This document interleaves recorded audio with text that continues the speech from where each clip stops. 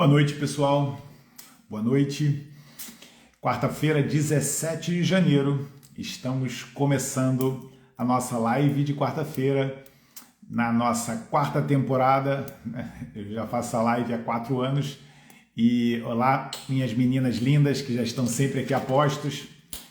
Olha, a Aninha também, doutora Ana, que está sempre aqui. Aninha, diz se você está ouvindo bem aqui. Hoje eu estou aqui na clínica e eu não sei se a internet aqui é muito boa. Zetinha, tudo bem, amor? Depois só diz se o som tá bom. Nem vou falar muito alto, porque ainda tem gente aqui atendendo na clínica. Então eu vou tentar hoje não gritar, como é habitual. Vou falar aqui juntinho de vocês, porque inclusive eu vou falar sobre um assunto muito interessante, que eu resolvi falar sobre isso hoje, porque eu estava conversando com uma paciente em consulta e eu vi que ela tinha confundia um pouco uma definição que eu acho que é fundamental a gente entender em relação à gordura, tá? E quando eu falo muito sobre, as pessoas sabem, falo muito sobre emagrecimento. Para quem não me conhece aqui e está aqui entrando pela primeira vez, eu me chamo Rodrigo Ayub, eu sou médico, me intitulo médico ortomolecular em homenagem ao meu pai e eu gosto muito, né, da parte bioquímica e fisiologia humana e hoje existe uma grande desregulação dessas vias metabólicas do nosso corpo por causa do ambiente que a gente vive. Então, a minha missão de vida é otimizar a saúde das pessoas, equilibrando, né, essas vias metabólicas a partir de hábitos saudáveis, hábitos muito simples, hábitos naturais, as vias que o nosso corpo desenvolveu ao longo de milhares, milhões de anos, que hoje muitas estão adormecidas ou estão alteradas, e a minha função é essa, né? Eu sou médico, mas eu não sou um médico seguidor, né, da doutrina galênica, né? Os médicos galenos, que são os médicos muito relacionados com os princípios de Galeno, que é uma medicina muito focada na doença. Então, para cada doença existe um remédio, isso é o princípio da medicina alopática, e eu não sou nada contra a medicina alopática, mas eu sou contra a forma, essa abordagem galênica da medicina. Eu sou contra. O paciente não pode ser passivo em relação à sua doença, ele tem que ser ativo. E aí existe a medicina hipocrática, e eu me considero um médico discípulo de Hipócrates, que é o pai da medicina, e Hipócrates sim dizia: você não pode tratar ninguém que não queira ser tratado. O paciente, na medicina hipocrática, ele deixa de ser passivo e se torna ativo na sua cura, né, e na sua otimização de saúde. Então, na medicina hipocrática, não existe o tratamento de doenças, existe a otimização da saúde, existe tratar pessoas. Hipócrates marca bem a alimentação como um pilar de cura de doenças. A alimentação sim consegue curar. Um remédio, como o nome diz, ele só consegue remediar doenças, ele não cura nada. E o alimento sim cura, e o Hipócrates dizia: deixe que o alimento seja o seu remédio. Hipócrates, como eu falei, dizia também: você não pode curar alguém que não queira ser curado. Então, antes de querer curar alguém, pergunte se essa pessoa está disposta a abdicar do que a faz adoecer, segundo o princípio de Hipócrates. Hipócrates também dizia que a base de todas as doenças começa no intestino. Olha que visionário, né? A gente sabe hoje que o nosso intestino é a base realmente de todas as doenças.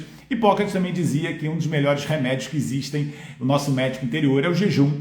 Então, a prática do jejum também é muito falada nos ensinamentos de Hipócrates, e eu sou um seguidor dele com certeza. Então, aqui estão com o Dr. Rodrigo Ayub, e uma das minhas especialidades principais, né, que eu mais estudo ao longo desses mais de 25 anos que eu faço isso, é o emagrecimento.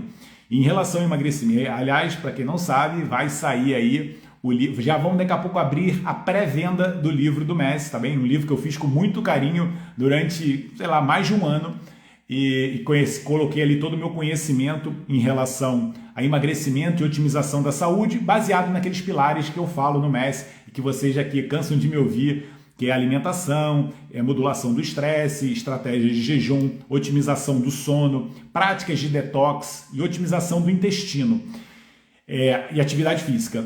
Então são 7 pilares que são os pilares do MES, que são para mim pilares intransponíveis no emagrecimento saudável. E coloquei isso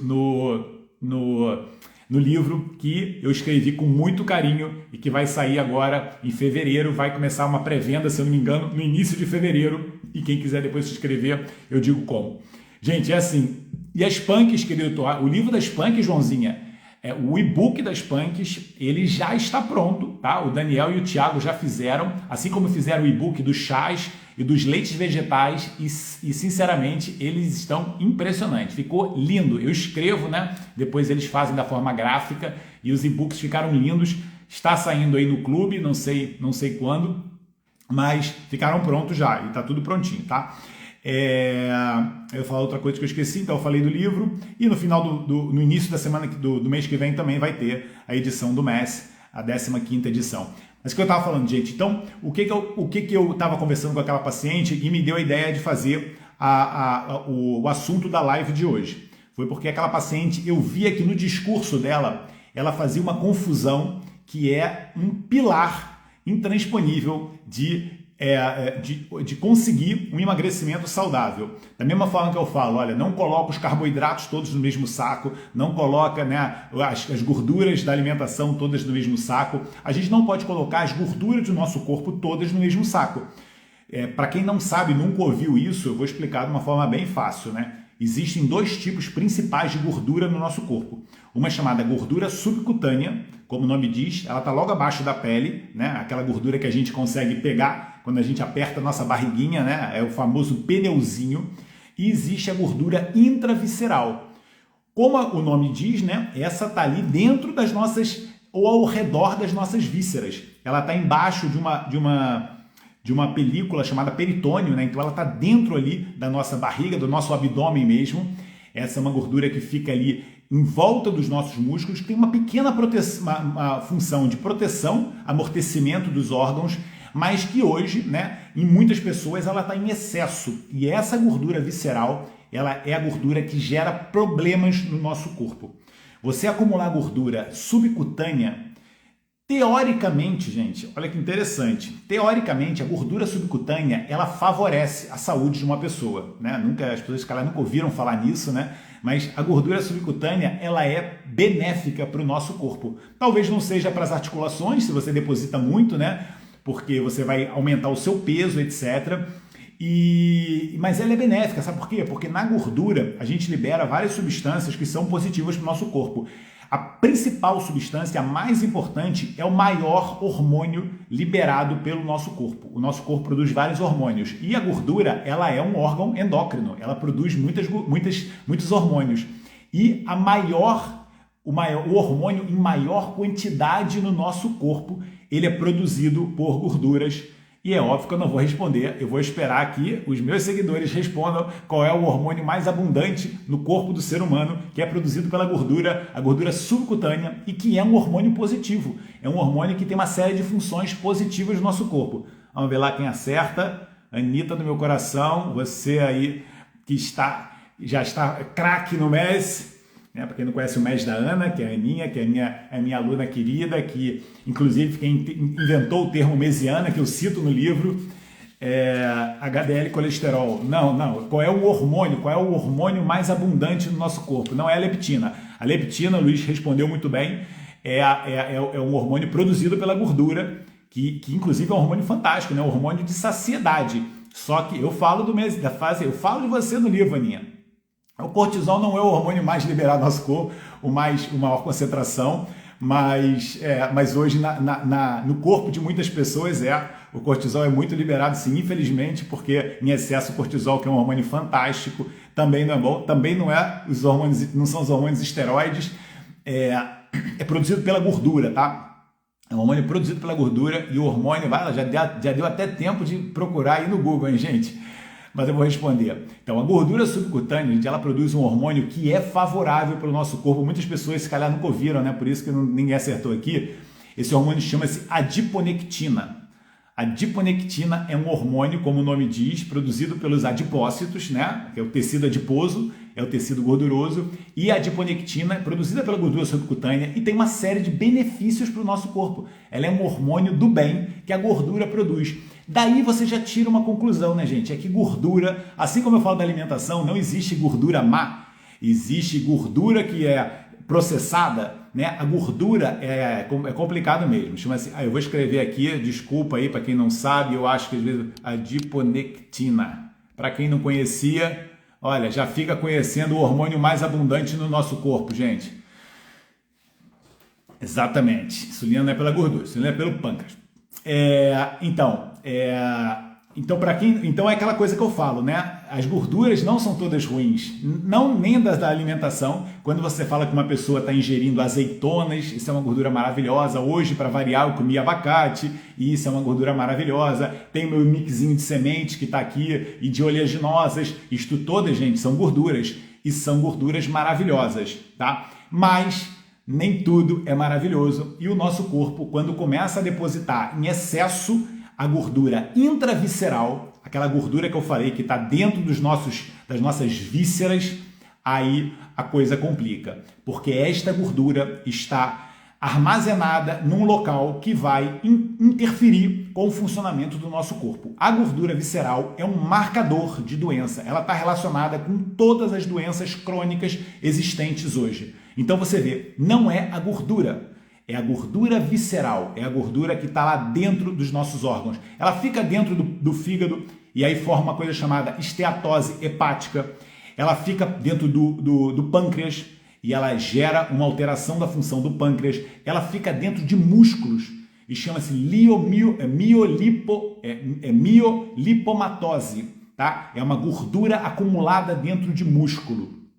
Isso acontece muito, se vocês querem ver, quando, por exemplo, ficam alimentando gado com ração. Em vez do gado estar no pasto, ele fica comendo ração rica em ômega 6, aquelas gorduras inflamatórias, e aí ele começa a acumular gordura dentro do músculo. Então você vê aquela carne que você compra no supermercado que está cheia de gordura ali entremeada no meio do músculo. Aquilo dali é uma miolipomatose e aquilo dali foi um gado que foi alimentado de uma forma indevida e o gado ficou com gordura visceral. Aquele gado normalmente é doente, tem fígado gordo, igual acontece com o ser humano. Eles fazem isso com os animais também. Muitas vezes, como eu falei, de forma proposital, né? Quando fazem o patê de ganso, que enchem o gancinho, coitado, de cereais, para ele engordar o fígado. E aí você já entendeu uma coisa. Quando você tem na sua alimentação excesso de calorias, quando não bate a conta que você tem mais calorias do que você gasta, você acumula gordura. Mas quando você come essa caloria e é só uma caloria que não é tóxica, como eu vou explicar agora para vocês, que aí vai ser o pulo do gato dessa live, né? Para quem aí que não tá, vai chamar as pessoas todas, porque hoje eu vou falar uma coisa que é muito interessante, né? Normalmente, às vezes eu falo coisas aqui que são as pessoas nunca ouviram falar e que acabam abrindo a consciência para perceber o que a gente, ensina em relação à alimentação, que faz toda a diferença, né? Você não pode ficar seguindo aquelas orientações clássicas de tem que comer menos e treinar mais, aquilo dali é patético, né? Aquilo dali não tem lógica nenhuma, você já tentou várias vezes e isso não funcionou. Se você entender os princípios básicos, a coisa funciona muito simples e é muito eficaz. Então é assim, esse documentário é fantástico mesmo, esse documentário é muito bom. Eu vi, me pediram para ver, eu vi, é realmente fantástico, basicamente o que a gente fala, né? A alimentação plant-based, etc, até aumentou telômeros, foi fantástico. Mas aí o que acontece, gente? Quando você come uma alimentação saudável, mas com excesso de calorias, né? Tipo assim, você come demais, mas tá comendo mais do que está gastando, o seu corpo está acumulando gordura, né? Ele vai acumular. É uma equação. Se você tem mais caloria do que você gasta, ele acumula. A grande maioria das vezes vai acumular na sua barriguinha a gordura subcutânea. E você fica ali com um depósito de energia. Então eu já falei, essa gordura ela produz hormônios positivos, a adiponectina, nunca mais vão esquecer. Essa gordura ela tem efeito termorregulador. Essa gordura ela protege, amortece o nosso corpo, etc. Ela tem o seu benefício. Esteticamente a gente não gosta. Mas a gordura visceral, esta gordura que eu falei que é relacionada com as doenças crônicas, que apareceu ali dentro do nosso músculo, ela não é formada pelo excesso de calorias. Não é porque você comeu mais que você formou a gordura visceral. É porque você comeu alimentos que vão interferir com o funcionamento principalmente do seu fígado. São alguns grupos de alimentos que estão relacionados com esse aparecimento de gordura visceral. Esta que é a grande sacada, né? Porque não é todo alimento. Se você ficar se entupindo de batata doce e comer muito mais caloria do que você gasta, você provavelmente vai engordar, mas você não vai aumentar muito a sua gordura visceral. Você vai aumentar muito pouco, muito mais a sua gordura subcutânea.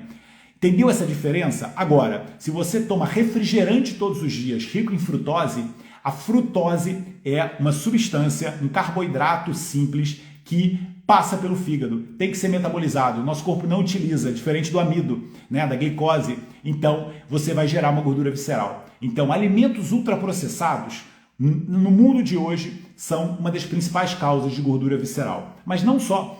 O álcool é uma causa de gordura visceral, porque o álcool é uma toxina e tem que ir pelo fígado, tem que ir para o fígado para ser metabolizado. Açúcar adicionado, isto é uma gordura, um estímulo para aumento de gordura visceral. É uma das causas. Por quê? Porque o açúcar tem ali 50% de frutose e vai gerar uma disrupção do seu fígado.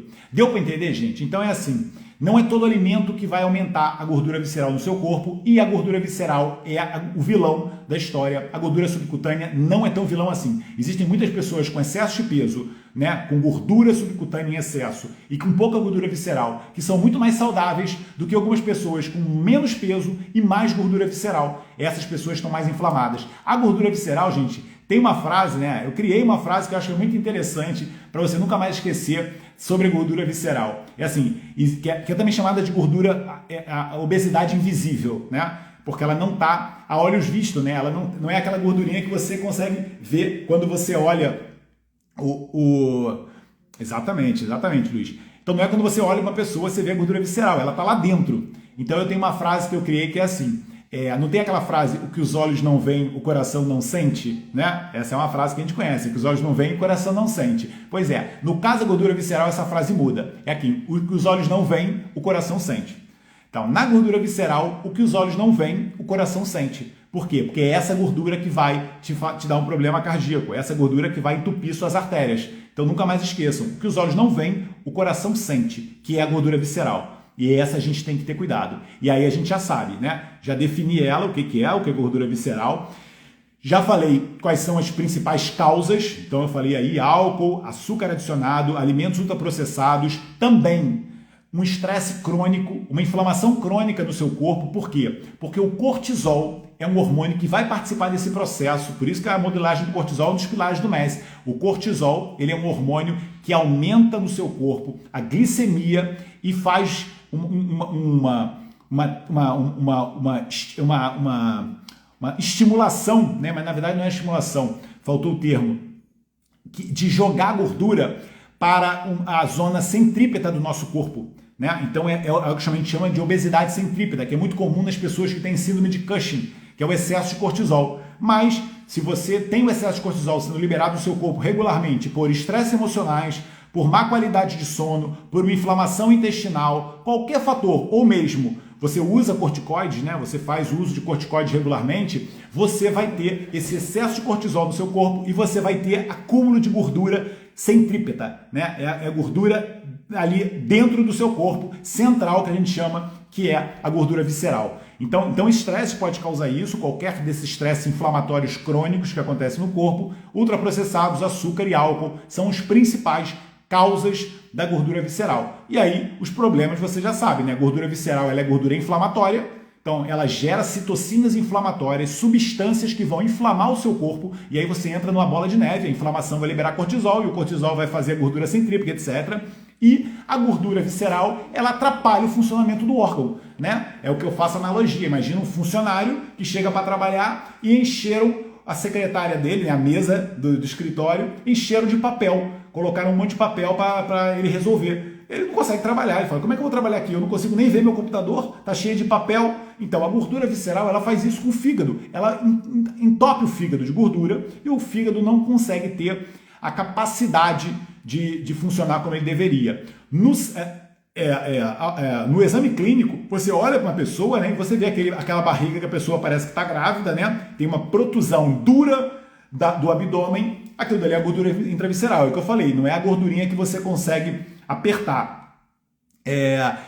Imunossupressores, não, os imunossupressores, por exemplo, biológicos, etc., eles não têm um efeito direto na gordura visceral. Se você toma corticoides, o corticoide, que é um hormônio, é um análogo hormonal que a gente tem no nosso corpo, e isso gera a gordura visceral por esses mecanismos que eu falei. Mas então, aí a olhos vistos, você vê aquela pessoa com aquele abdômen, né, tenso e projetado, e quando você vê análises, os principais marcadores de gordura visceral, você vê por alterações de enzimas hepáticas, alterações de enzimas pancreáticas, né? Você pode ter uma lipase aumentada, etc., e uma desregulação. Existe um marcador bem característico, que é você ter as aminotransferases, né? Uma chamada ALT, quase o dobro da AST, né? Que é a TGO e TGP. Então, quando você tem essa ALT, o dobro da AST, e a gama-GT aumentada, gama-glutamiltransferase, você tem uns marcadores bem característicos do fígado gordo. Para confirmar isso, você tem que fazer exames de imagem, como, por exemplo, ecografia, e os exames mais fidedignos seriam a ressonância magnética e uma DEXA-scan. DEXA-scan que você passa com um aparelhozinho, olha, por acaso a DEXA-scan mostrou no documentário da Netflix, que alguém estava comentando aqui, dos gêmeos, eles ali, para medir os gêmeos que compararam um com o outro, eles colocaram eles numa máquina de DEXA, que é aquela que mede a densidade óssea, também mede a densidade de gordura. Ou então, como o Dr. Luiz está falando aqui, um aparelho de bioimpedância também serve para medir a gordura intravisceral. Normalmente, na prática clínica, a gente não faz isso, embora seja interessante esses aparelhos de medição de gordura visceral, a gente usa mesmo uma balança de bioimpedância, que a gente consegue ter números ali que vão determinar mais ou menos como é que está o seu status de gordura intravisceral. Lembrando que quanto menos você tiver, melhor, né? A gente tem que ter valores perto de 1, 2 ou 3 nas balanças. Eu pego pessoas aqui com 15, 20, é um corpo completamente, né, metabolicamente desregulado, e aí você tendo o seu fígado desregulado, você vai ter o seu metabolismo lento, e aí você está acumulando gordura de uma forma desordenada, uma gordura que é inflamatória, que é altamente aterogênica, né? Formar a placa de aterosclerose é a gordura que eu falo gordura do mal. A gordura subcutânea, gente, não é gordura do mal. Ela produz adiponectina e outros hormônios que são fantásticos. A gordura visceral, ela é do mal. Ela produz citocinas inflamatórias e hormônios prejudiciais. Um hormônio chama-se resistina. A resistina é um outro hormônio produzido pela gordura, esse pela gordura visceral, e a resistina ela tem um estímulo da resistência insulínica. Ela altera os receptores de insulina e vai fazer com que o seu corpo fique resistente à insulina. Por isso que ela tem esse nome, resistina. E esse hormônio é altamente prejudicial para a saúde e para quem quer emagrecer. Então, entendeu, gente? O foco é na gordura visceral e a gente consegue isso se a gente fizer agora, né? A dica da live, se a gente fizer uma alimentação plant-based, que é a alimentação que eu falei, então você não comer carboidratos refinados com açúcar e ultraprocessados, comer os carboidratos integrais com os fitoquímicos da natureza, porque aí você está ajudando o seu fígado e ajudando o seu intestino. Esses dois vão ser excelentes para desinflamar o seu corpo. Lembra que eu falo, né, gente? Quando você come fibra, você faz as suas bactérias produzirem ácidos graxos cadeia curta. Uma das mais importantes substâncias chama-se butirato, e o butirato é anti-inflamatório. Então, o que acontece? O butirato é como se fosse o bombeiro que vai apagar o fogo do cortisol. Entendeu? Então, o cortisol alto vai deixar você inflamado e vai fazer gordura visceral. Se você come fibra, o butirato vai fazer o contrário. Ele vai apagar o fogo e seu cortisol vai baixar. Então, olha como é que você consegue, com alimentação, tratar o seu problema, tá? Então, o excesso de fibra, os fitoquímicos vão ajudar o seu fígado, e você comendo carboidratos complexos, você não vai fazer picos de glicemia, né? E não vai fazer com que o seu corpo libere insulina e acumule mais gordura. Então, carboidratos integrais são fantásticos, né? Os carboidratos naturais, né? Diversificado e de uma forma integral, diversificado na natureza e de uma forma integral. A principal orientação, retirar os alimentos que eu falei que são prejudiciais, como, né, álcool, processados, sucos de fruta, sucos de caixinha, etc. Isso tudo é frutose na veia. A gordura vegetal trans, né, a gordura, os óleos vegetais, eles também são tóxicos, eles também geram a gordura visceral, por isso que, né, eles engordam o gado dando ração. O objetivo da indústria é engordar rápido o gado, e aí dão ração para ele, ração rica em gordura ômega 6. Se você quiser engordar, coma né, na sua cozinha tenha óleos vegetais ômega 6, porque isso faz você engordar. Ele ativa a cascata da inflamação. E como eu falei, a cascata da inflamação é ômega 3, que é o ácido araquidônico, vai gerar inflamação, a inflamação vai levar a cortisol, cortisol vai liberar glicemia, vai aumentar a glicemia vai aumentar a insulina vai fazer você engordar. Então você tem que fazer o contrário. Você pode tomar ômega 3, que é a gordura contrária, ou você pode, né, fazer uma alimentação plant-based que tenha vários alimentos que tem ômega 3. Então, na alimentação plant-based, você tem a linhaça, você tem as nozes, você tem as algas, ou mesmo você pode consumir peixe com alguma regularidade, tendo cuidado com alguns tipos de peixe que você come. Somos o que absorvemos. Na desbiose não adianta nem plant-based. Não, na verdade, quando você tem uma desbiose, você vai ter uma dificuldade, né, de fazer uma alimentação plant-based crua, porque você vai ter ali o intestino que não vai estar muito equilibrado, né? Você vai ter muita distensão, gás, etc. Mas você não pode nunca largar de mão a fibra, porque senão o que vai acontecer? Você nunca vai conseguir restituir as bactérias desse intestino, porque imagina, se você quiser repovoar esse intestino, não adianta você ficar dando probiótico, né? Você tem que alimentar as bactérias, porque na verdade, regular é fundamental, Luiz. Mas o que eu falo é que nem uma atividade física, né? Você aí não vai começar a correr uma maratona, não vai comer agora feijão germinado cru, que às vezes eu como, né? Hoje eu comi feijão mungu assim, mas porque isso daí é para profissional. Mas você tem que começar a comer, por exemplo, leguminosas bem cozidas, ou então comer legumes bem cozidos e vai introduzindo as fibras de uma forma mais trabalhada, né, mais facilitada para o seu organismo assimilar e você colocar alguma fibra no seu corpo, também a partir de frutas, etc. Tirar 100%, como por exemplo tem aquelas dietas dos FODMAPs, que você elimina quase todos os alimentos saudáveis da natureza, você nunca vai conseguir restituir esse intestino porque você vai estar sempre, né, limitando o consumo de alimentos saudáveis. Gente, eu acho que eu falei tudo em relação à gordura visceral. Acho que ficou entendido, né? Cumpri aqui minha meia hora explicando e vocês agora entenderam, né? Gordura visceral, vamos evitar, vamos usar a gordura em prol da nossa saúde e a gordura subcutânea, numa quantidade saudável, ela é importante. Gordura visceral, quanto menos você tiver no seu corpo, melhor. Você vai prevenir o aparecimento de todas as doenças crônicas que aparecem hoje na sociedade e você consegue isso retirando da sua vida alimentos ultraprocessados, açúcar adicionado, excesso de álcool ou álcool de uma forma geral, mas eu digo, se você um dia tiver uma comemoração, etc., também tomar o álcool uma vez na vida, eu acho que não vai ser problemático. E excesso de estresses, né? Lembrando que estresse não é só emocional, é também sonos, privação de sono, excesso de atividade física, isso é estresse para o corpo. Qualquer excesso é estresse para o corpo, né? E uma inflamação crônica no seu corpo, de outra origem, como intestinal, etc. E óleos vegetais, tá bem? Cuidado com os óleos vegetais. E é claro que eu falei, uso de corticoides, etc.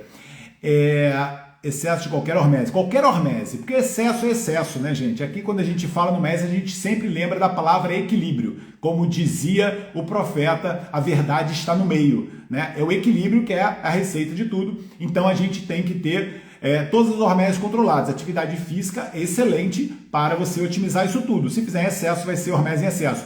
E o outro, né, o antídoto que eu estava falando, e acabei esquecendo de falar, é o antídoto que é o principal, que eu mais falo, é o jejum. O jejum é uma das melhores formas de você consumir a sua gordura visceral. Feito de forma progressiva e consciente, né? Você consegue ir utilizando essa gordura visceral. A natureza e o nosso corpo é tão sábio que ele sabe que essa gordura prejudicial que essa gordura visceral é prejudicial. Então, quando você começa a fazer estratégia de jejum e o seu corpo começa a precisar de gordura, de energia, a partir da gordura, porque você no jejum já utilizou suas fontes de glicogênio, né? Então a primeira fonte que vai é a glicose do glicogênio e depois quando acaba é como se fosse um tanque, né? O depósito do seu carro, primeiro acaba o tanque do combustível, depois vai para outro, né? O carro flex tem uma outra fonte de energia. A segunda fonte é a gordura e o corpo, quando precisa já de uma nova fonte de energia, uma das coisas que ele faz é utilizar a gordura visceral que está armazenada nas suas vísceras. Então, o jejum é uma estratégia fantástica, né? E que ela se adequa a todos os pilares do MES, porque é uma estratégia natural, eficaz, saudável, né? Super prática, barata, né? No caso aí é de graça, ela é flexível, ela é tudo de bom. Por isso que eu já acompanho milhares de pessoas a fazer jejum e o meu feedback é, na grande maioria, para quase não falar a totalidade, doutor, isso foi uma das melhores coisas que aconteceu na minha vida, né? Eu introduzi o jejum e hoje, aí começa a falar, eu me sinto melhor, tenho mais energia, tenho mais capacidade cognitiva, já perdi 10 quilos e já não tenho tanta fome e etc, etc. É exatamente, Claudinha, jejum é um vício saudável. Gostei dessa frase. Bom, meia hora, vamos lá responder. Então, pessoal do MES, senão meus alunos do coração ficam... exatamente, olha, o suco raiz que a Aninha falou, a sopa ou a salada é uma das melhores formas de você quebrar o jejum, ajudando todo esse processo, porque aí você imagina, né? Seu fígado teve lá, dando litro, trabalhando para tirar aquela gordura armazenada, e depois você tem que ajudar ele, dando a comida que ele gosta, que são os fitoquímicos, os antioxidantes, vitaminas e minerais que tem na alimentação saudável, tá bem, gente? Vamos lá, as perguntas do pessoal do MES. Doutor, gostaria de perguntar qual a sua opinião sobre o café de chicória, em alternativa ao café no período de jejum. É mais saudável? Não sei se é melhor substituir o café pelo descafeinado ou pela chicória. Não sei se o doutor falou isso, desculpe. Desculpa, gente. Então, eu acho excelente essas substituições, né? Do excesso de cafeína por essas alternativas do café, chicória, cevada, as bolotas tostadas, ou mesmo o café descafeinado. O que acontece? O principal antinutriente e a substância que tem no café que vai gerar problema é o inseticida chamado cafeína, né? É a substância que a planta utiliza como inseticida e que existe no café e que no nosso corpo faz uma série de estímulos, né? Estímulos adrenérgicos, etc. Então, para as pessoas que são metabolizadores lentos de cafeína, como eu, isto é uma enzima do citocromo P450 do fígado, chama CYP1A2. Para quem tem essa enzima preguiçosa, como eu, tem que diminuir cafeína. Então, a vida é tomar mais chás, né? Tomar mais chás e tomar mais cafés cafeinados e esses cafés alternativos. Por quê? Porque eles mantêm os fitoquímicos. O café descafeinado, por exemplo, né, que tem uma quantidade ínfima de cafeína, ele mantém os fitoquímicos do café, se for um café de boa qualidade, né? Então ele mantém o ácido cafeico, o ácido clorogênico, né, as substâncias do café que são benéficas para o nosso corpo, né, compostos fenólicos do café e com menos cafeína. Quando você toma em jejum, o descafeinado ou café, é excelente, praticamente 0 calorias. Agora, quando você toma esses cafés alternativos com outros cereais, você está interferindo com o processo de jejum, tá? Porque esses cafés, eles não são 0 calorias como o café, né? O café de cevada, chicória, eles têm em média entre 10 a 20 gramas de calorias. Então você não pode tomar eles no jejum. Eu normalmente utilizo, para mim é perfeito, no período da manhã, que é o período que eu sempre faço o jejum mais radical, eu tomo café, né? E inclusive tá de manhã, não vai interferir com o meu sono à noite. De manhã eu gosto de um cafezinho para acordar, etc. Lá, doutor Eduardo, com 30 minutos hoje, tava fazendo legal. Sempre tem uma desculpa, pô. Tremoços pode se comer, mas né, tremoços é remédio, pode comer sim. Tremoços é um dos melhores, as leguminosas com a maior fonte de proteína que existe. Tremoços é muito bom, pode comer sim. O problema é que as pessoas comem tremoços com cerveja no barzinho, né? O problema não é o tremoço, é o álcool.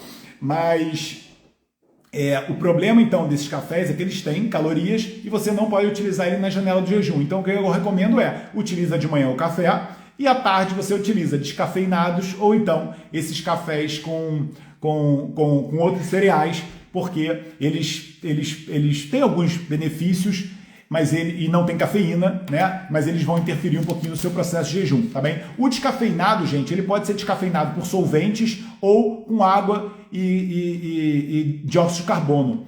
Então, assim, normalmente o processo natural de descafeinar, que é esse processo com água, ele não tem problema nenhum, tá bem? Só tem que ter cuidado se você usa algum descafeinado que tem algum solvente prejudicial, mas aí você compra cafés de qualidade, ou então cafés escrito biológicos, etc, porque aí você sabe que eles não receberam químicos, tá bom, gente? Deixa eu ver. Próxima pergunta.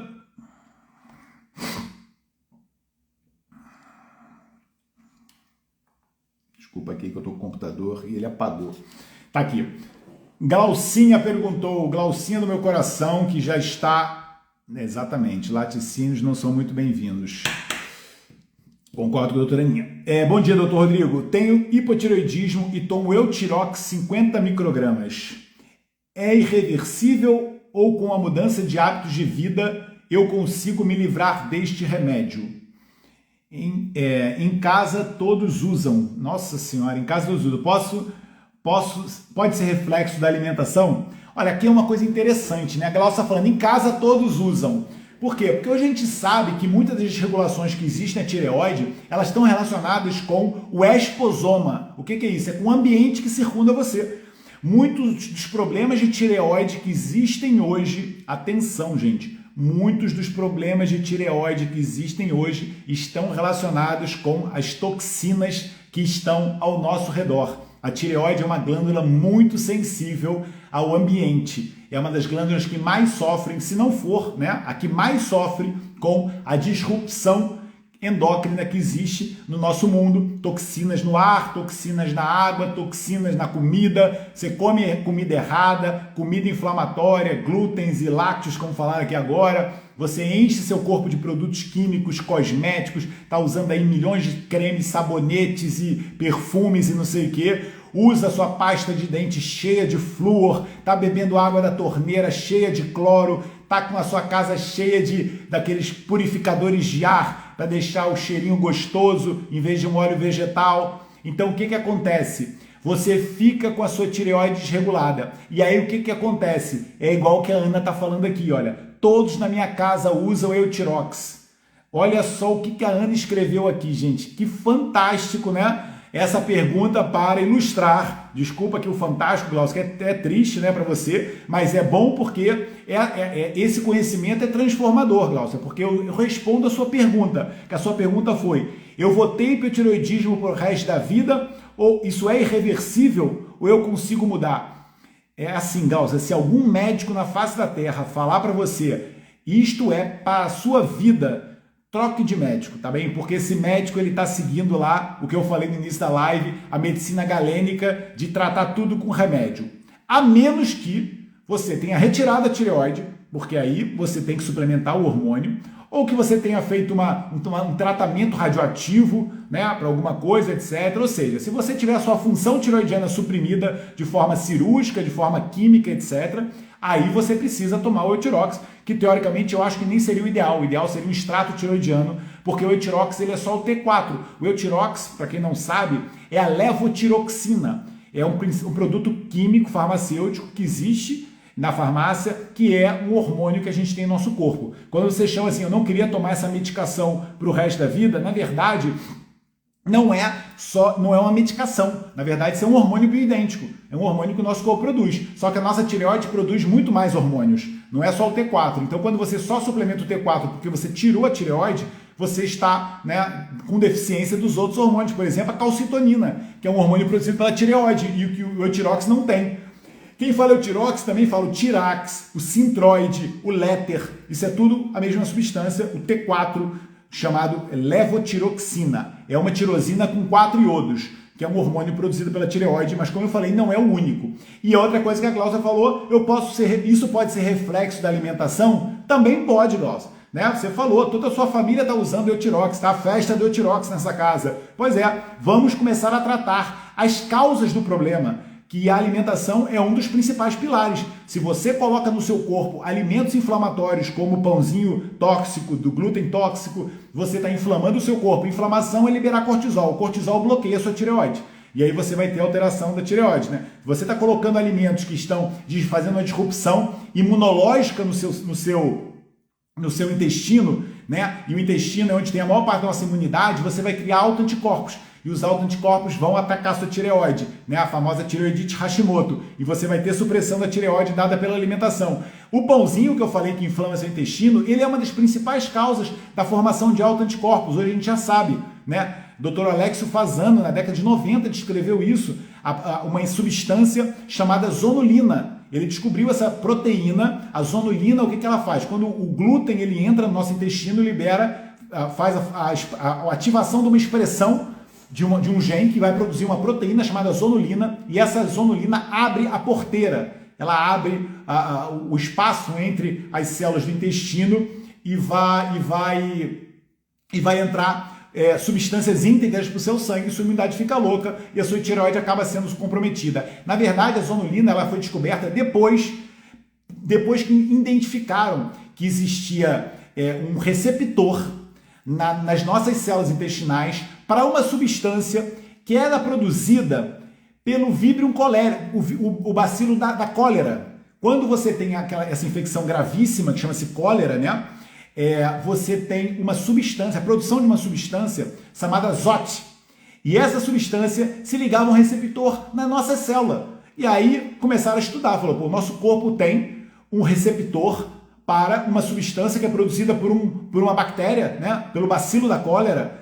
E então é claro que existe uma substância endógena também para existir esse receptor. E aí descobriram a zonulina. E aí viram que realmente, assim como a cólera, a cólera é a pior forma de você ter uma leaky gut, né? É porque ela tem uma potência muito grande nesse receptor. Mas o seu pãozinho de cada dia também ativa o receptor de zonulina, tá? Ativa a zonulina para estimular o receptor dela e fazer com que você tenha leaky gut. Se tiver leaky gut, gente, é um intestino permeável. É um intestino que é como se fosse um coador de café cheio de buraco.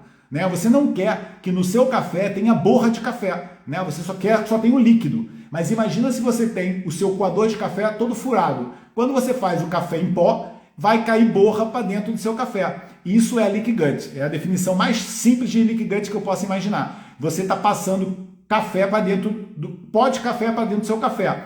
Na leaky gut, parte da sua alimentação má digerida vai ser absorvida para o seu sangue. Tá bem? Ali a Aninha já respondeu aí a Gene que eu nem vi. Então, é isso, Gláucia. Você tem que corrigir uma série de coisas se quiser se livrar desse eutirox. Isto é possível, mas não é fácil, tá? Então, pode ser até que é simples, mas não é fácil. É a definição que a gente faz da maratona, né? Correr uma maratona é muito simples, mas não é fácil. É simples que é botar um pé na frente do outro. Só que você tem que fazer isso durante 40 quilômetros, né? Não é fácil. Então, tratar a tireoide também é isso. É simples porque eu acabei de explicar um monte de coisa que você pode fazer na sua vida, mas não é fácil. Porque você não vai querer abdicar do pãozinho, porque você não vai querer trocar sua pasta de dente por uma pasta sem flúor, porque você vai ouvir dizer que isso daí não tem importância nenhuma, porque você não quer usar um filtro na sua casa, porque você sempre ouviu falar que pode beber água da torneira. E aí, minha filha, sua tireoide vai sofrendo com essas toxinas todas e aí você vai ter que continuar com o eutirox. Se quiser manter os seus hábitos, vai ter que manter o hormônio, tá bem? Que no caso aí não é um medicamento, né? Quando você fala em eutirox, embora seja vendido em farmácia dentro de uma caixinha que parece um remédio, ele é um hormônio bioidêntico. É um hormônio feito a partir de aminoácido muito simples, né? Um hormônio muito, muito pequeno, né? A levotiroxina é um hormônio muito simples, que é um aminoácido com 4 minerais, né? 4 moléculas de iodo. Por isso que, inclusive, você não deve tomar junto com comida. Por quê? Porque é tão simples a molécula que se você tomar um aminoácido com comida, as proteínas do seu queijinho que você comeu junto com o eutirox, elas vão inibir a absorção da sua tirosina. Então ela tem que ser tomada totalmente em jejum para ser absorvida, tá bem? A água da torneira, então, mesmo fervida, não se deve beber. Não, porque isso daí você nem precisa ferver água em Portugal. Eu não sei se você aqui que escreveu, Félix 694, eu não sei se você mora em Portugal, tá? Mas ferver a água, a função de você ferver a água é para você, né, tornar ela mais asséptica, né? Matar bactérias, etc. Só que esse é um problema que a água de Portugal não tem, tá? Não é por causa disso que você precisa de um filtro, porque por acaso ela até tem cloro, e o cloro não deixa a sua água ficar contaminada, mas mora no Porto. Então, no Porto você não precisa ferver a sua água se você quiser tomar água. Agora, eu não recomendo você tomar ela da torneira por causa de outros minerais em excesso, como o cloro, o flúor, etc. Principalmente o cloro. O flúor, ele tem cada vez menos na água portuguesa, etc. Existem normativas hoje que retiraram. Mas o cloro tem que ter, senão você teria o cano da sua casa todo cheio de lodo e bactérias, etc. E aí você não pode ter esse excesso de cloro para dentro do seu corpo. E um dos filtros simplérrimos, né, que existem, como aqueles Brita que tem no supermercado, já vai filtrar esse cloro todo. É muito barato, isso custa 20 euros, etc. E você tem essa água filtrada, não precisa também ficar comprando água de garrafa, de plástico, que eu nem recomendo, e você também ajuda o mundo a ficar menos contaminado com essa porcaria de plástico. Eu recomendo para quem quiser e quem puder, filtros de mais qualidade, como por exemplo o filtro da Voa, que eu falo muito, que é o que eu tenho na minha casa, na minha clínica, que é um filtro que ioniza a água. Então eles regularmente vão lá e eles trocam o depósito que coloca na água, magnésio principalmente, e outros minerais que fazem a água ficar mineralizada. E aí, exatamente, quem tem Voa pode dar aqui o testemunho, porque o filtro da Voa é excelente e eu recomendo, porque é o filtro que eu uso na minha casa. Eu não tenho uma opinião formada sobre filtros que fazem eletrólise da água, tá bom? Porque eu sou muito natureba, então eu não moro na montanha, né? Eu não posso ter a água que vem da fonte, que passa pelas pedras e que não estaria contaminada. Os filtros da Voa são, a Marcinha também recomenda. Quem quiser adquirir, depois me pede que eu possa até mandar o nome do fornecedor, de repente falando que é meu seguidor, não sei se dá um desconto. Então, o que eu falo, eu não moro no campo, né? Então eu gostaria de ter uma fonte, né, de água cristalina, mas aí o que eu faço? Eu tento simular isso na minha casa, colocando a água passando por estruturas que tenham minerais, que é o que acontece na natureza, né? A água passa pelas pedras, então ela ganha aquela conformação coloidal e aquela mineralização, que é a água de melhor qualidade. Agora, quando você faz uma eletrólise da água, você coloca placas de titânio para separar o hidrogênio e não sei o que, eu acho que a água fica energeticamente carregada de forma negativa. Tá? Isso daí é um pensamento quântico energético que eu tenho e que eu ainda não fiquei convencido desses filtros que fazem eletrólise de água, né? Tem placas de eletrólise, etc., para hidrogenar a água. Eu prefiro mineralizar ela, porque eu acho que na natureza ela está dessa forma. Tânia perguntou: bom dia, doutor, podemos colocar proteína de soja como a proteína vegetal no suco para quebrar o jejum? Se sim, qual recomenda? Obrigado. Peraí que eu tô sem voz, gente. Então é assim, eu acho que você deve utilizar na quebra do jejum, pode utilizar proteína vegetal, tá? Pode utilizar aqueles batidozinhos de proteína vegetal. Eu recomendo muito mais do que a proteína animal, tá? Porque o whey proteins da vida, por exemplo, eles são proteínas do leite de vaca, né? No caso do soro do leite de vaca, mas não deixa de ser uma proteína láctea, né? Tirada de um animal. E hoje a gente nem sabe, né, de onde que animal foi retirado. Então, pelos cuidados com os animais e pela procedência desses derivados animais, tá? Lembrar que o whey protein é um produto alimentício derivado de proteína animal de vaca, tá? Do soro da vaca, que aí os fisiculturistas, tem um aminograma mais perfeito para quem quer crescer o músculo, etc. Eles só não comentam que também tem um aminograma mais perfeito para quem quer crescer a barriga, engordar, e tem para quem toma whey protein e não treina, como um fisiculturista, e tem um aminograma mais perfeito para crescer cancros também, porque se você for ver, o principal aminoácido dessas proteínas animais é a leucina. E a leucina é o aminoácido mais proliferativo que existe de todo aminograma, por isso que faz crescer músculo, também faz crescer cancro. Então, por todos esses motivos, eu não recomendo o uso de whey protein. Eu recomendo o uso de proteína vegetal, que ela é muito mais eco-friendly, né? E é muito mais benéfica para o nosso corpo, para equilibrar o proteinograma de uma pessoa, tá? Então é budismo, para mim o whey protein, eu já falo isso, eu tenho um vídeo no YouTube, eu acho que há 4 anos falando sobre isso e continuo com a minha convicção, porque para isso eu tenho uma opinião formada, tá? Então, por exemplo, uma pessoa que quer comer proteína, acha que não está comendo a proteína necessária. Vocês que me conhecem, né, sabem que eu sou natureba, né? Antes do suplemento eu coloco o alimento. Então eu falo, por que vocês não fazem? Porque assim, se você comer a proteína vegetal, você pode comer sem limite, gente, porque aquela proteína ali, ela tem muita fontes nutritivas, né? E tem poucas no combo tem pouca coisa prejudicial, né? Você come a carne, você tem lá gordura saturada, colesterol, não sei o quê. Na proteína vegetal, o pior que pode acontecer é você não absorver bem, porque tem ali alguns antinutrientes, etc, etc. Então eu recomendo, por exemplo, a soja. Ela tem algumas desvantagens. Você come muita soja, eu acho que soja faz parte de uma alimentação diversificada. Se você gosta de soja fermentada, é maravilhoso. Natô, miso, tempê, isso é remédio para você comer de vez em quando. Os japoneses gostam, só que é horroroso, né? Eu não gosto. Agora, tofu, a soja integral, né? O edamame, esses todos fazem parte da minha alimentação diversificada. Eu acho que é fantástico. Mas tem um problema se você comer em excesso. Se você comer a proteína de soja, né, nesses shakezinhos, você pode estar concentrando essas substâncias que eu acho que na soja não são benéficas se for em excesso. Por isso que eu acho que você não deve comer proteína de soja em grãozinho todos os dias. Vou dar as substâncias. Primeiro, isoflavonas, né? As isoflavonas da soja, que são fitoestrógenos, que vão se ligar receptor estrogênico, elas são boas em pequenas quantidades. Mas se você começar a usar muito, você vai ter estímulo de receptor estrogênico. Para o homem isso não é benéfico. Então, excesso de proteína de soja, no meu entender, pelo excesso de isoflavonas, não vai ser muito bom. Segunda coisa, os antinutrientes.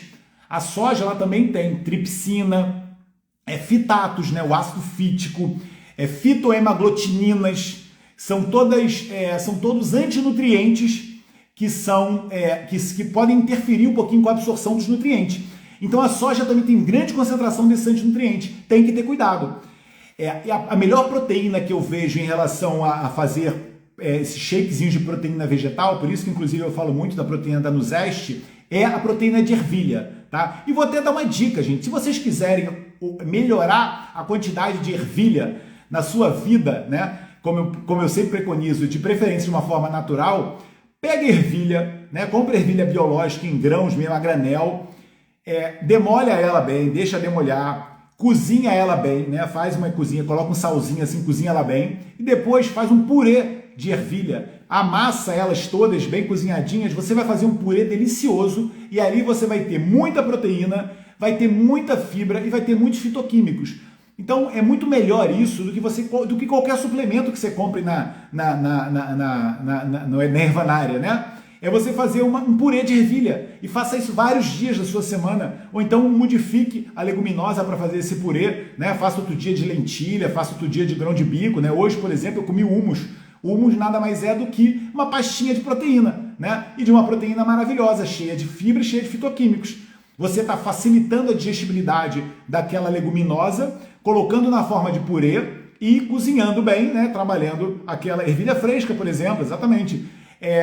Então, ou seja, é uma dicasinha de saúde muito simples, né? Faça um purezinho de ervilha e o seu corpo agradece.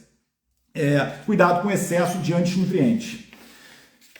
Vamos lá, mais uma pergunta. Como é que eu estou de tempo? Ainda falta um pouquinho. Cansado pra caramba. O dia inteiro a falar. E agora mais a live.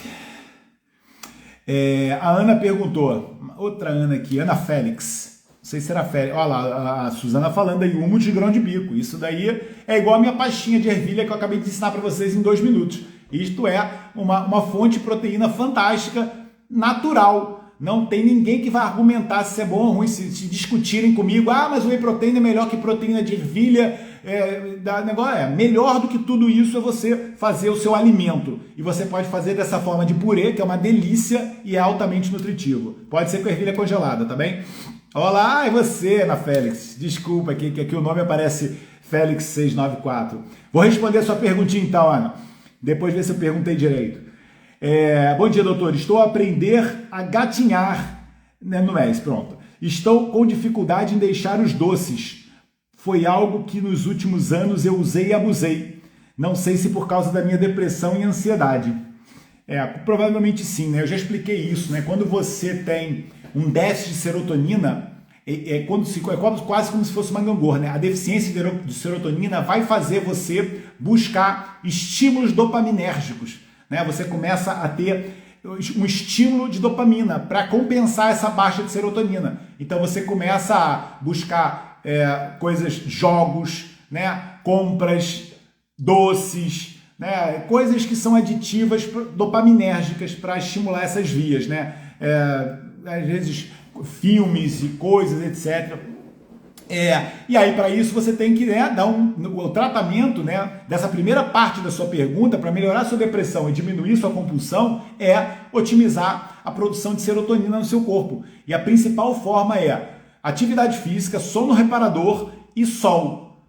Por quê? Porque você vai estimular a enzima triptofano hidroxilase, que é uma enzima que forma a serotonina. Então, são 3 formas naturais de você estimular essa enzima que vai formar no seu corpo a serotonina. Triptofano hidroxilase, atividade física, sol e uma alimentação correta também, tá bem? Uma alimentação correta também vai ajudar, dando as vias para, por exemplo, a vitamina B6 e o magnésio, que são cofatores dessa enzima, da triptofano hidroxilase. Mas qualidade do sono, atividade física e sol são as formas naturais de você melhorar isso. Aninha, não sei se você já está fazendo isso tudo, tá bem? Craque na atividade física, dormindo bem, cedo, com qualidade e pegando sol agora aqui, é isso mesmo, deixei de ler, de ter atividade física e fiquei fechado em casa. Pronto, então, acabou de responder, a primeira parte da pergunta eu já vou melhorar você, Aninha, mais 50%. Se você entender que é importante você ir para a rua, pegar o sol, mesmo que seja o sol do inverno, ele não vai ter tanta potência, mas ele te dá um bem-estar de modular o cortisol, etc. Capriche na vitamina D, triplica a sua vitamina D, toma 10, 20, 30 mil unidades até você ficar bem, depois você baixa a dose, perde o medo da vitamina D. Você com certeza, não sei se você tem, mas pode me falar aqui, se você tem um exame de sangue, eu tenho certeza que a sua vitamina D está baixa. Tá bom? Então capricha na vitamina D, vai fazer atividade física, vai andar na rua, na praia, no campo, vai passear. Você fazer atividade física no sol, você acabou de tratar 2 pilares. Além disso, se você puder estar na natureza, você ainda faz o aterramento e melhora mais um. E vai melhorar a sua qualidade do sono. Então olha que maravilha é tudo isso. A vitamina D tem que ser vegetal? Não, muito pelo contrário. A vitamina D3, o ideal é animal, porque a vitamina D2, chamado ergocalciferol, ela não tem uma conversão tão boa no nosso corpo para a vitamina D ativa. Então, o ideal é ser vitamina D animal mesmo. Você suplementa com vitamina D3 de marcas como a Nau, como a Pharma Nord, etc., a MyPharma. Mas, se você estiver num país de sol, é melhor você tomar o sol, tá? Então, pronto. Respondemos aí, já quase tratamos a Ana só com a metade da pergunta, O que eu devo fazer para substituir sem um grande choque inicial? Quando eu tenho sono, eu tenho fome e mesmo eu bebendo água, sinto aquela dor no estômago. O que devo fazer? Porque desde pequenina foi assim, dificuldade em dormir com sonhos muito vivos. Há 20 anos que durmo 4 horas seguidas. Muitas vezes é o que durmo. Tenho que me render aos fármacos, meu cérebro não para. Pois é, então, Aninha, é exatamente isso. Cara, se você começar a introduzir os pilares de saúde do MES, que você não está fazendo, com certeza absoluta, perdendo peso, triglicerídeo diminuiu. Exatamente, Aninha, dá seu testemunho aí, que a Aninha, a mais desregulada que a Aninha aqui, não tinha ninguém. As análises da Ana, quando ela foi para consulta comigo, as análises da Ana estavam impressionantes. A Aninha, a gente está combinando e vamos fazer uma live para contar sobre isso. A Aninha, assim como outros pacientes meus, me deram o prazer de dar um testemunho para o meu livro. Então vocês vão ver lá o testemunho da Ana no livro, e a Ana realmente é uma pessoa incrível que estava no fundo do poço. A Ana estava completamente desregulada e ela tomou as rédeas da saúde dela. Ela falou, eu não quero mais ficar assim, eu não vou mais ficar assim, ponto final. Apareceu eu na vida dela e aí foi o match, porque na verdade, o que uma outra mesiana já falou, quando o aluno está pronto, o professor aparece, é uma frase mais ou menos assim, foi a Paula. E aí, a Paula também teve um resultado fantástico. E aí a Ana falou, eu vou seguir os ensinamentos do Dr. Rodrigo da forma que ele fala, da forma certinha, e vou me comprometer. O que aconteceu? Já tem menos 50 quilos e as análises estão outras. A hemoglobina glicada dela agora está em 4,9, insulina de 5. Como é que era a sua hemoglobina glicada e sua insulina há um tempo atrás? Sem tomar nenhum remédio, tá? Isto não se trata com remédio, isso se trata com estilo de vida. Não tem nenhum remédio que vai fazer essa transformação que a Ana teve. Não existe. Ela conseguiu de forma natural. Olha lá, 8,5, gente. Isto é diabetes já, não é pré-diabetes não, 8,5 de hemoglobina glicada, ela estava com processo de glicação avançado, insulina de 20, resistência insulínica avançada, ou seja, tem poucas pessoas, não saiu ainda, o livro vai sair no meio do mês que vem, vai ter uma pré-venda no início do mês que vem, eu digo depois quando tiver, tem lá o testemunho da Aninha. Então vocês veem, né, gente? A Ana estava com alta resistência insulínica, altíssimo processo de glicação. O metabolismo glicídico dela estava travado. Podem olhar nas suas análises. Poucas pessoas que estão me assistindo aqui, das 260 pessoas, poucas têm uma análise tão ruim como a Ana. E hoje a Ana está normal. Ela tem uma hemoglobina glicada de 4,5, acho que foi isso que ela escreveu, e uma insulina de 5. Ela está no ótimo, ela está igual a mim. Tá? Eu também estou no ótimo, eu tenho insulina um pouquinho menor, eu estou no ótimo. Abaixo de 5 da insulina em jejum, você se considera no ótimo, você está liberando muito pouca insulina. Abaixo de 5 na hemoglobina glicada, você está no ótimo, você não está glicando a ponto de comprometer a sua saúde. Quando ela estava com 8,5, ela estava ali, né, toda desregulada, e a Aninha foi isso. E aí, gente, você vai pensar que ela foi em 20 anos que ela fez isso? Nada, muito pouco tempo. Eu nem sei exatamente quando é que foi o tempo que a Ana começou aqui, mas a Ana é aluna do último mestre, né? Vamos lá, então, a outra pergunta. Já respondi essa. A Tânia de novo perguntou, né?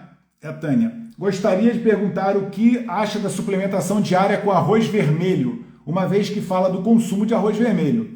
Os suplementos com arroz vermelho